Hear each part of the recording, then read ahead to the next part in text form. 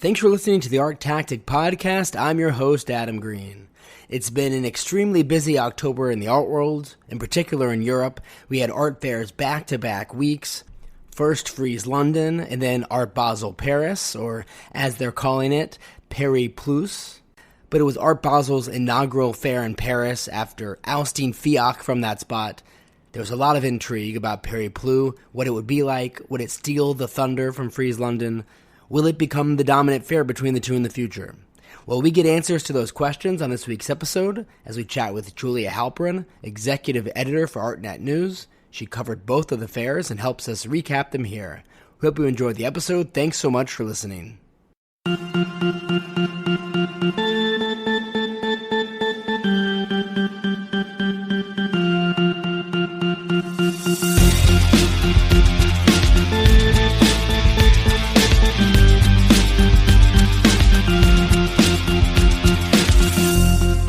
Julia, thanks so much for coming on.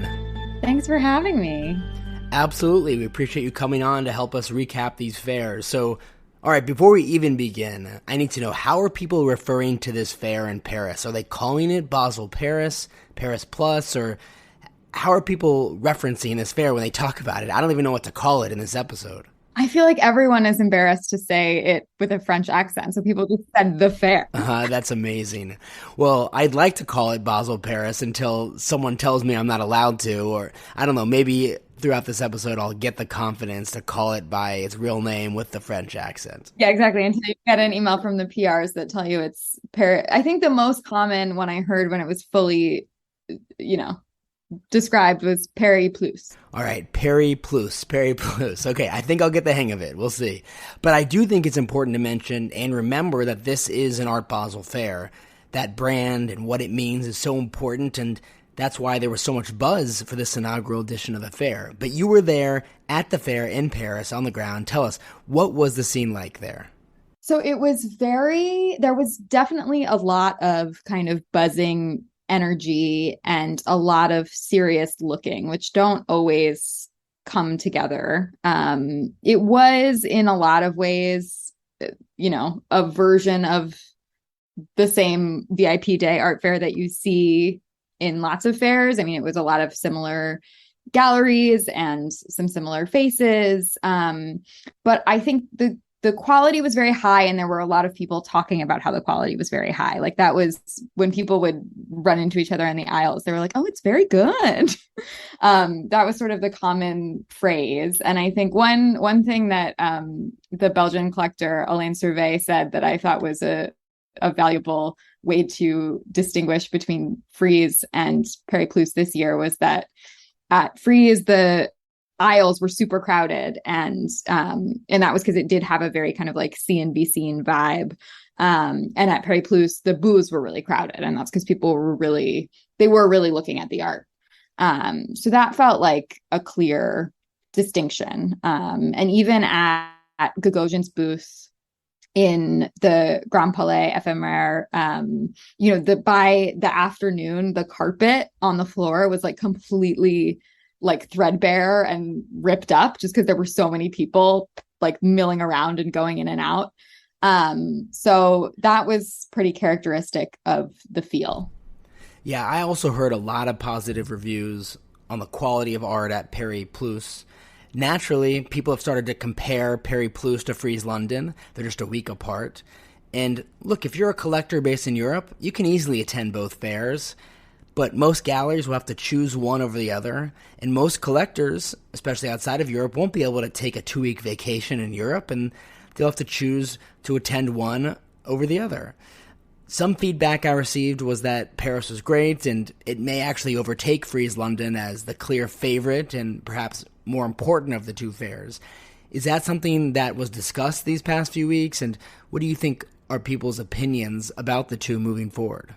I think it's still early stages. I think, there's very much a romance with Paris as an art market center right now. And, the Art Basel Fair only heightens that. everyone is like extremely uncynically excited to be in Paris. It's impossible to feel cynical when you're there and you're looking through the window from the art fair to the Eiffel Tower. Like you can try, but it's not possible. And so I think the vibes were definitely better and more kind of, it felt more like an event at Paris Plus. But in terms of a place to do business, I definitely wouldn't count Frieze out yet. A colleague of mine spoke to a British dealer who was like just completely overwhelmed by the idea that Paris would ever overtake London as an art market center. And he said, have you ever tried to do business in Paris? It's impossible. There are real kind of bureaucratic and other serious hurdles to doing business there. And I think that we did see that in terms of the speed with which sales were completed at Frieze versus at Paris Plus, where the quality was absolutely there, especially for, modern and like blue chip contemporary work. But the sales definitely took more time, and the top end felt certainly kind of thinner and harder to move than maybe at Art Basel in Switzerland. Yeah, like you said, London has that strong ecosystem with so many galleries that put on their best shows of the year, coinciding with Frieze London, and so many artists are based there. So that environment, along with London just being such an international city, will always make it an attractive destination, I think. Although, interestingly, I did notice that at Frieze London, the owners and senior directors at some of the major galleries that were showing at the fair didn't even show up. I don't know if that's something we can read into. Is that something you picked up on as well?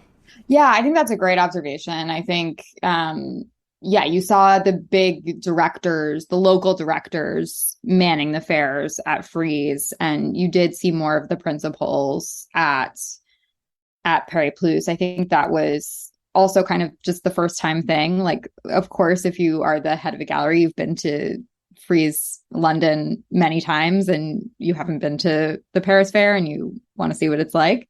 But I think it is certainly a statement that the Frieze fairs, they do kind of, they've been going on for a long time. They know how to do it. I think a lot of galleries pre-sold, more so I think than at Paris Plus for sure. And so that definitely also kind of contributed to the dynamic where Frieze felt like this sort of, on the ground, it was like a sort of social event for people to see and be seen. And the work was really done in advance to do the sales. Whereas I think at Paris Plus, it was much more about meeting people on the ground, trying to get those sales to happen there. And that's also part of why the pace was a little bit slower for that. And so after Frieze London, you wrote a great article in Artnet News that I definitely recommend everyone check out if they haven't read it already, about the potential bursting of the figurative art bubble. And really there does seem to be a lot of fatigue associated with seeing so much figurative art the last few years. It's coming from collectors, galleries, hearing artists talk about it. What did galleries and collectors have to say about this, and did you feel like Frieze London was one of the first fairs where we saw galleries maybe responding to this fatigue by bringing more abstract art? I think we've been on the lookout for this shift for about a year. That was the first, about a year ago was the first time that we really started to notice that the scales were shifting a little bit. I think there was a period there where you would go to art fairs and truly it felt like every painting was a figurative painting. It was really hard to find anything else. And I think that definitely is shifting. And Frieze did feel like the first fair that I've been to where it felt like you were really in the middle of that pendulum shift. Obviously there was still figurative work there, but there was quite a lot of abstract work of various types and palettes and sizes. And I think that is a reflection of a certain amount of figuration fatigue. And also maybe just then of a sort of bit more openness on the part of collectors to other modes of working. I think a collector that, or a dealer that we spoke with about a year ago, was joking that some collectors may wake up one morning and look around their house and just think, who are all these people on the walls? And I do think that there is an increased openness. And part of that is a market change too. I think you're seeing really strong results at auction and, on the primary market, just huge demand for artists like Lucy Bull and Spencer Lewis and Lauren Quinn. And they all have, a certain amount of dedication to abstraction and a real sort of, there's a kind of like gloopy, feathered, slightly psychedelic aesthetic that Lucy Bull and Lauren Quinn share. And I think you did start to see a bit of that at Frieze as well. And I think that's, to me, sometimes a sign that the taste is shifting a bit, is when you do start to see a critical mass of artists working, not necessarily, obviously not in direct parallel to each other, but kind of in a similar register. And you start to see them sort of gather traction around the same time. So that the sort of market story I was hearing outside of the fair, about auctions and just private sales, it definitely started echoing and playing out inside the fair, with just the volume of abstract painting that I was starting to see. Yeah, it'll be interesting to see if the pendulum swings back towards abstract art over the next few years. It's definitely starting to feel that way. So I did want to ask you about the sales at the fairs. There's a lot of uncertainty and negative looming news around the global economy, as well as heightened geopolitical risks. But at these kind of fairs where it's mostly primary market material, does it feel like they're insulated from all of this potential negative news? Or did we see any weakening in the market at these fairs? I think that you definitely felt a sense of anxiety. I felt it at both fairs. Like, it was sort of a kind of like dancing till the music stops vibe, where people are really trying to make deals as fast as they can, until this kind of looming storm arrives overhead. And I think that's part of why you saw so much pre-selling as well. I do think for the contemporary artists and primary market artists who are really in demand, that demand has not weakened. I think you're still seeing a real stampede around certain artists where there's been a bit of market consensus. I do think there's some slowing down around artists who are not at that very top level. And I think at Paris Plus, you started to see a little bit of slowdown at the very high end, where, you had works by Aquavella, like a huge stand of works that plenty of them were over $10 million. And they didn't have much to announce within the first days of the fair. It just takes a lot longer than it does maybe at a fair like Art Basel, where they've been planning and working with people and been in conversations for the entire year. Even comparatively, Paris Plus came together more quickly than a lot of other fairs. And that was something that we heard too, that, I think people were pleasantly surprised by just how finished it felt, but it was still fast. And so I think it was the combination of that kind of internal story and then the macroeconomic story that meant that things started to feel a little bit slower on the very high end. And even highest recorded sale on the first day of Paris Plus was at Zwirner for a $4.5 million Joan Mitchell. So that was certainly higher than you've seen at FIAC, for example, last year, but it did not exceed the 6 million high that Zwirner achieved the week before at Frieze London with a work by Kerry James Marshall, or anywhere near the 12.5 million that was reported for a sale of a work by Felix Gonzalez Torres at Art Basel in June. So, I think it's hard to know whether that was, those are three distinct works, but I do think that the appetite for the high end is slowing down, and we're seeing that for sure. Yeah, well, that really leads me to my last question because we do have some major auctions coming up. But what are a few of the next big tests for the art market? What are a few things you'll have your eye on for the remainder of the year? Yeah, I think it's going to be really interesting to see. I think we're obviously the Allen collection is the biggest event of the year in terms of the market. And so that will be really fascinating to watch. I think that is such an unprecedented moment that we will still see really, really high results because this stuff really will never come to market again. And so I think that it is a sort of extraordinary circumstance.